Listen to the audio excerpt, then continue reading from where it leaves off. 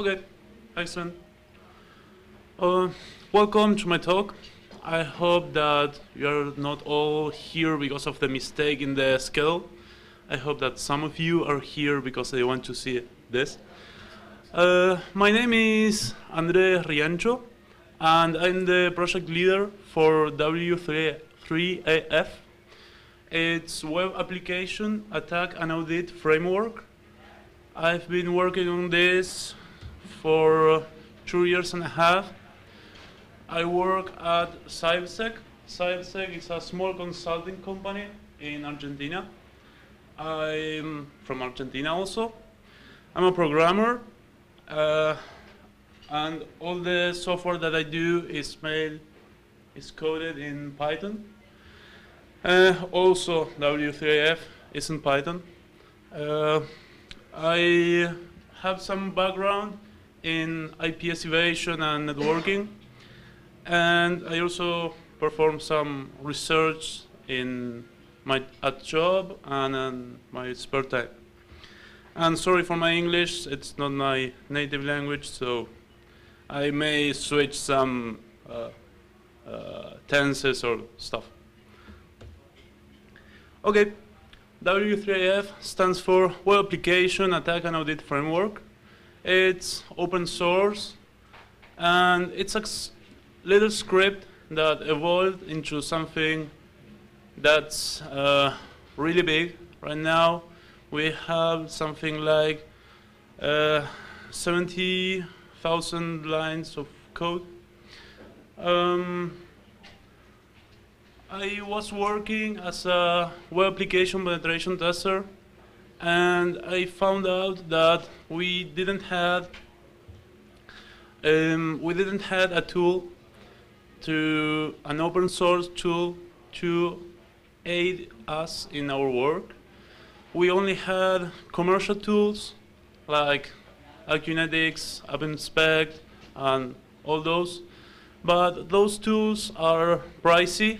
We are working in Argentina, and Argentina has no money.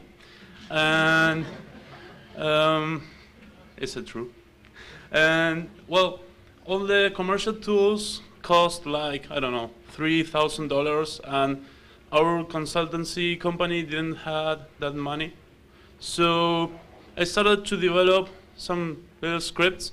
The scripts were just to make my job faster, and at one moment the code development improved really in a steep way, because I had a lot of time. My girlfriend had left me, so I could code like 10 hours a day, and I did. And well, that's how the framework started. Right now I do like 2 or 3 hours a day, and that's shown in the SVN commits. If you guys look up my commits, you see once a day or 3 or 5 times a day, you're going to see SVN commit from me. W3AF is a vulnerability scanner, and it's an exploitation tool. So we are going to find and exploit those vulnerabilities. It's made mainly for penetration testers. We are trying to expand it in a way that's going to be easier to use. So, for example, system administrators can use it. Well, the main features. At any time, just raise your hand if you have a question. Main features. It finds almost all web application vulnerabilities. We have something like 130 plugins. The project is divided in plugins. Think plugins like in Nessus. It's cross-platform, so it works in Windows, in Linux, in macOS, etc., etc. Whenever you have Python, you can run W3AF because it's pure Python. It's written all in Python. And it uses some tactical exploitation techniques that I haven't seen in other tools. For example, we're going to see some examples, so I'm not going to rush myself. We have a GTK and a console user interface. In the talk we had before me, Yanis told us that the console user interfaces are poor and have less features. In this case, it doesn't apply at all because the console user interface does everything that the GTK user interface does. Of course, in the GTK user interface, we have nice graphs and ways of seeing the information that we don't have in the console, but that's something that's expected. Well, okay. We have also web service support, so you can find SQL injections in web services. We have like 10 exploits. These exploits are just a different type of plugin. We can exploit SQL injections, div, misconfigurations, OS commanding, remote file inclusions, and so on. Right now, the focus of our work is to make all the detection work. We have a lot of plugins that are detecting the web application vulnerabilities, and we are focusing on those.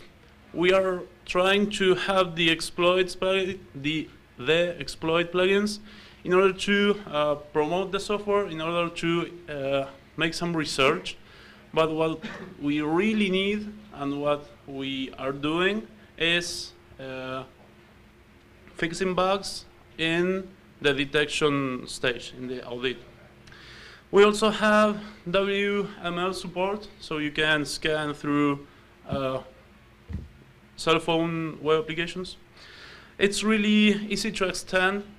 I have been coding it using the best practices, like object-oriented programming and design patterns and all that. And the plugins don't work just one here and one here. They communicate and they have synergy, so that's something important.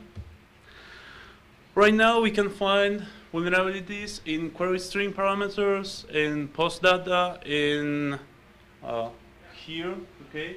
If you're scanning a site that has model rewrite or something like that, you can inject SQL injection here and you can exploit it if it's here.